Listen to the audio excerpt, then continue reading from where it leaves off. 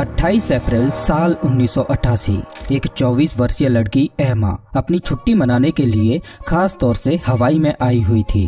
ये उसकी पहली सोलो ट्रिप थी और गर्मी की छुट्टियों में हवाई से बेहतर कोई और जगह हो ही नहीं सकती। एमा कई दिनों से हवाई के साउथर्न साइड वाले आइलैंड हीलो नाम की जगह में रुकी हुई थी और अब उसका प्लान था कि वो अलोहा एयरलाइंस की लोकल फ्लाइट लेकर होनोलुलु जाएगी, जो नॉर्थ साइड में है। हीलो से होनोलुलु जाने में सिर्फ 35 मिनट का समय लगता है। अब चूंकि ट्रेवल टाइम इतना कम है, इसीलिए ये फ्लाइट्स एक दिन में 4 या 5 बार उड़ान भर लेते हैं। एमा फ्लाइट नंबर 243 से होनोलुलु जाने वाली थी, जो उस दिन पहले से ही 8 बार उड़ान भर चुकी थी। एमा की फ्लाइट दोपहर में 1 बजे की थी। मौसम बिल्कुल साफ था। एमा की नज़र से देखें तो ये बिल्कुल एक रूटीन फ्लाइट थी। एमा सिक्योरिटी क्लियरेंस से आराम से गुजर जाती है और फ्लाइट में बोर्ड करने लगती है।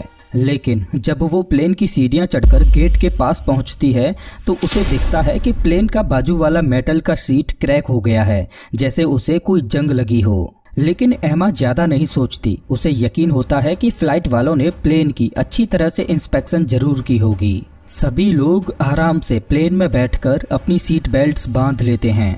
एमा प्लेन के आगे वाली सीट पर बैठी होती है। उसके सामने ही एक फ्लाइट अटेंडेंट प्लेन के दरवाजे को बंद करती है। ठीक 1:25 पर फ्लाइट उड़ान भरती है। प्लेन को हवा में उड़े अभी बस 10 मिनट ही हुए होंगे कि फ्लाइट अटेंडेंट अपनी सीट से उठकर सभी पैसेंजर्स के लिए ड्रिंक्स और खाना सर्व करने लग जाती है। सीट बेल्ट्स के साइन अभी भी ऑन थे, इसीलिए एमा अपनी सीट से हिल नहीं रही थी। नॉर्मली जब एक प्लेन अपने क्रूजिंग एल्टीट्यूड पर जाता है तब कॉकपिट से पायलट सीट बेल्ट्स ऑफ का साइन ऑन कर देते हैं।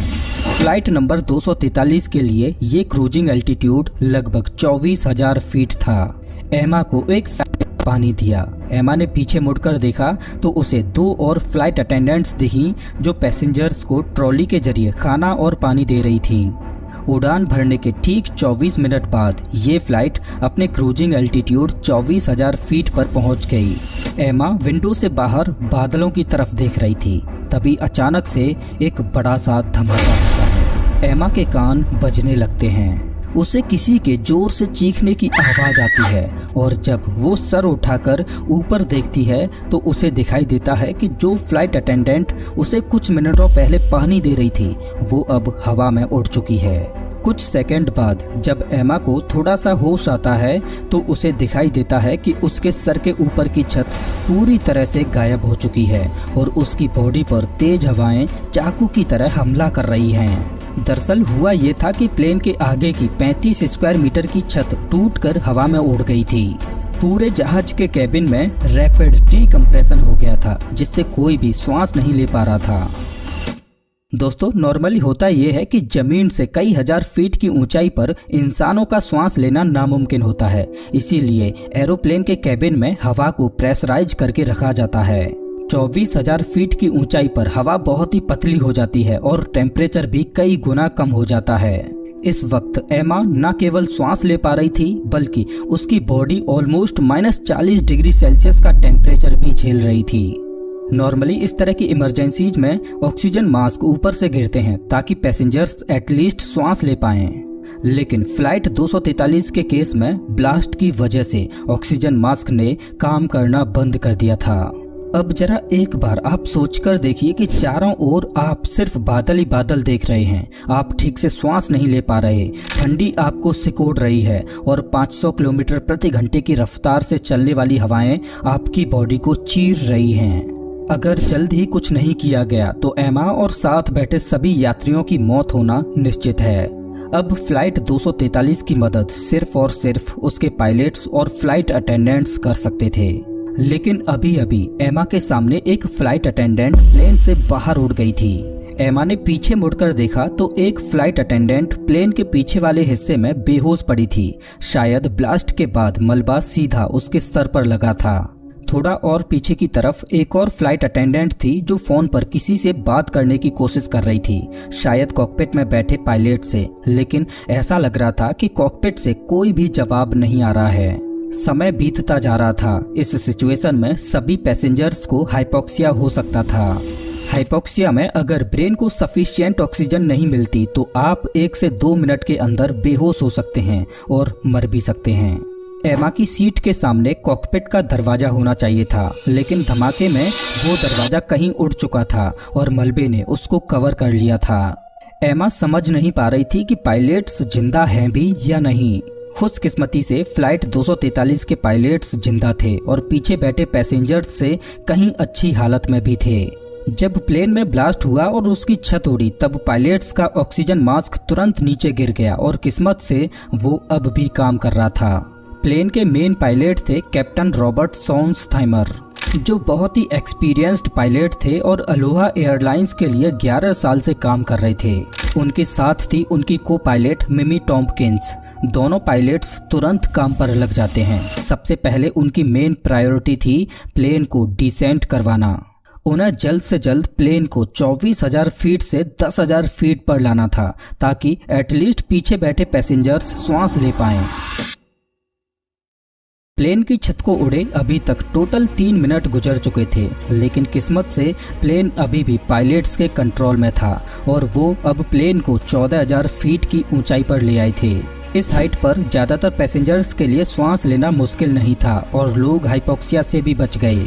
पायलट्स तुरंत होनोलुलु एयरपोर्ट के बेस से कांटेक्ट करते हैं और उन्हें अपनी सिचुएशन के बारे में बताते हैं, लेकिन एयरपोर्ट ऑफिशियल्स उन्हें एडवाइज करते हैं कि होनोलुलु पहुंचते पहुंचते यात्री ठंड से हाइपोथर्मिया का शिकार हो जाएंगे और कोई बच नहीं पाएगा। उन्हें तुरंत अपने प्लेन को माउई एयरपोर्ट की ओर मोड़ना होगा।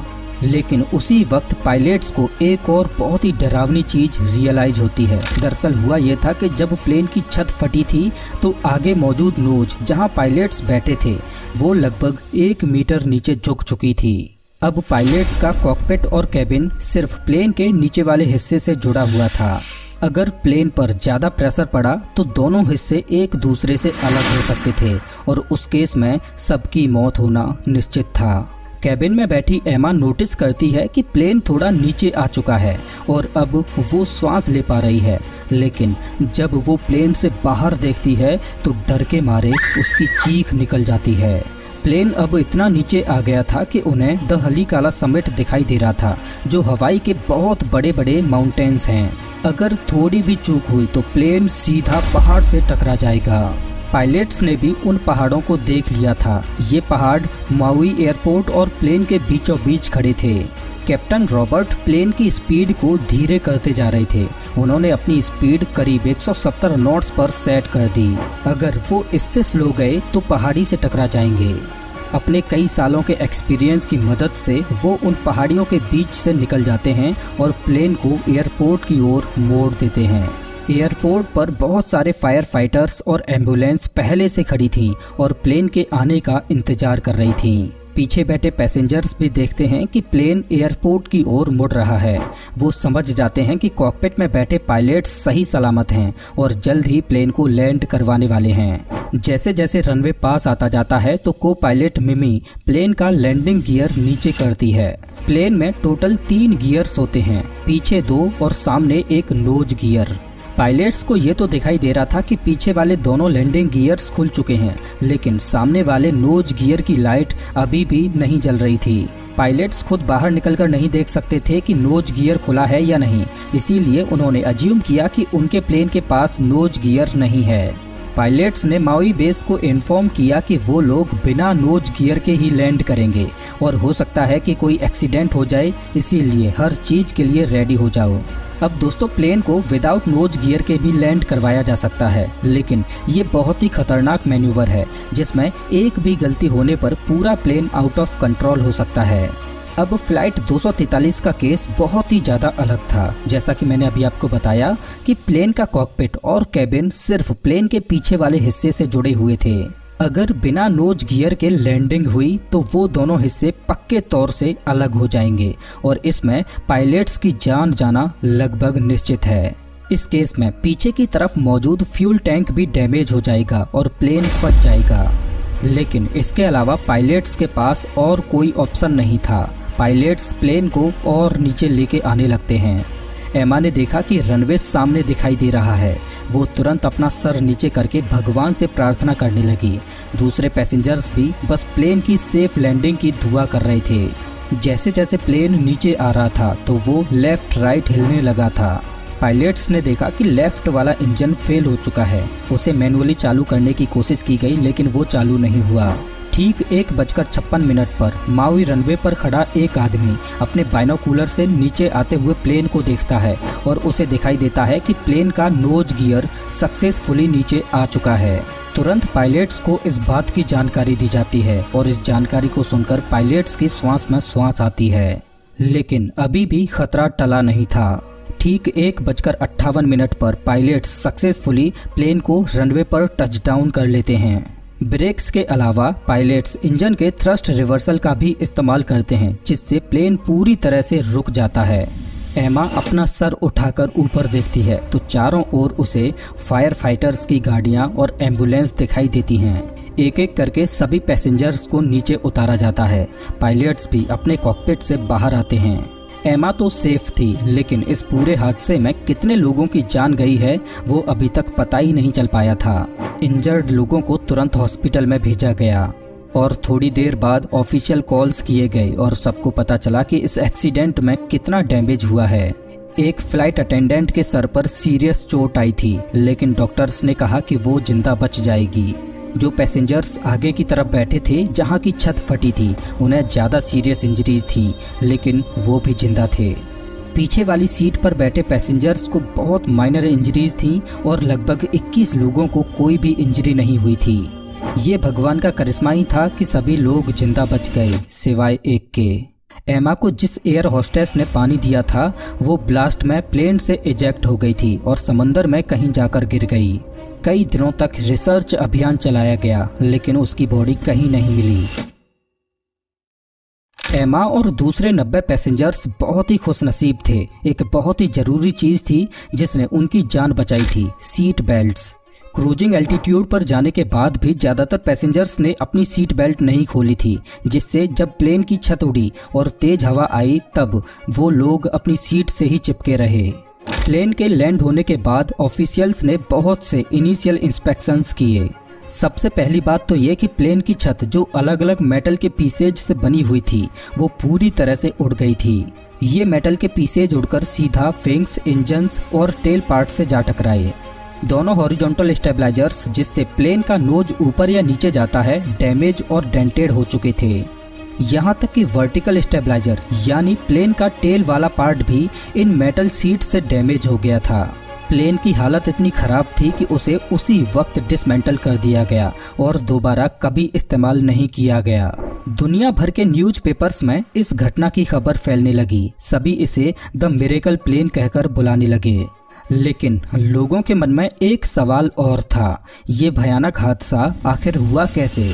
यूएस के नेशनल ट्रांसपोर्टेशन सेफ्टी बोर्ड ने तुरंत इन्वेस्टिगेशंस लॉन्च किए। इन्वेस्टिगेशन में पता चला कि ये कोई रैंडम एक्सीडेंट नहीं था, बल्कि ये मेटल फटीग की वजह से हुआ था, जिसे कोरोजन यानी जंग ने और ज्यादा बदतर बना दिया। चलिए मैं आपको अच्छे से बताता हूँ।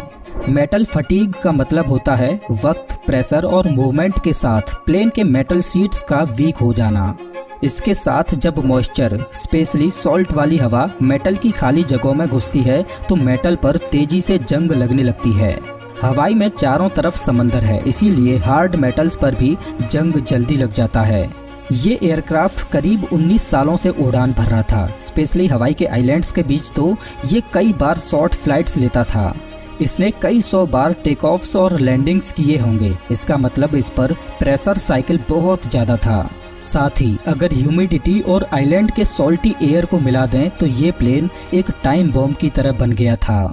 एमा जैसे दूसरे पैसेंजर्स ने भी प्लेन पर क्रैक्स देखे थे, लेकिन उन्होंने किसी को कुछ बताया नहीं। अगर आप किसी फ्लाइट में जा रहे हो और इस तरह का कोई क्रैक अपने प्लेन पर देखें तो क्रू मेंबर्स को जरूर इन्फॉर्म कीजिएगा। अब हम वक्त में थोड़ा पीछे जाते हैं। जो प्लेन इस एक्सीडेंट में इन्वॉल्व था वो बोइंग 737 था, जो बहुत ही पॉपुलर पैसेंजर एयरक्राफ्ट है। ये अर्ली प्रोडक्शन सीरीज नंबर 152 का मेंबर था। आगे चलकर सीरीज नंबर 291 से बोइंग वालों ने अपने प्लेन्स में एक्स्ट्रा लेयर ऑफ मेटल लगाना शुरू कर दिया, जिसे डबल सीट कहा जाता है। इससे प्लेन्स और ज़्यादा स्ट्रॉन्ग हो गए। लेकिन एक्सीडेंट में जो प्लेन इन्वॉल्व था उसमें किसी भी तरह का डबल सीट नहीं लगा था। दोस्तों, इस एक्सीडेंट के बाद एयरक्राफ्ट इंस्पेक्शंस और डिजाइन्स में मेजर चेंजेस लाए गए।